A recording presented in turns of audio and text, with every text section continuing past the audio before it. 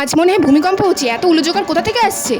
দৌড়ে বাড়ি থেকে বেরিয়ে দেখি মাঝরাত্রে এখন পুজো হচ্ছে। কি পুজো? বিপত্তারিণী মায়ের পুজো। ব্যাপারটা একটু অদ্ভুত না? রাত 12টার দিকে যদি এইভাবে ঢাকঢোলক বাজে সবাই তো লাভ দিয়ে উঠবো বিছানা থেকে আমার মতো। এত রাতের বেলা ভূমিকম্প যদি হয় আমাদের বাড়ির টিন তো আমার মাথার উপরেই পড়বে। এই ভয়ে আমি তাড়াতাড়ি বাইরে বেরিয়ে দেখি না, ভূমিকম্প হচ্ছে না, মার পুজো হচ্ছে। দিলটা গার্ডেন হয়ে গেল, কারণ আমি এত তাড়াতাড়ি তো মরতে চাই না। কি বলেছিলাম আজকে কি পুজো হচ্ছে? মা বিপত্তারিণী।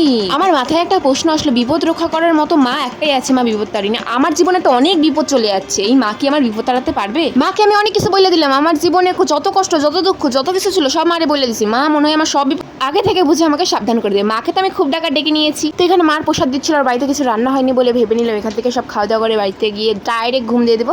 কিন্তু এত গরমে খিচুড়ি খেলে পাগল হয়ে যেতাম বলে লুচি খাইছিলাম, লুচি খাই তো আরো ফাইসে গেছি। রাত্রে বারবার উঠে একবার যাই একবার আসি, আবার যাই আবার আসি, বুঝতে পারছো তো কই যাচ্ছিলাম।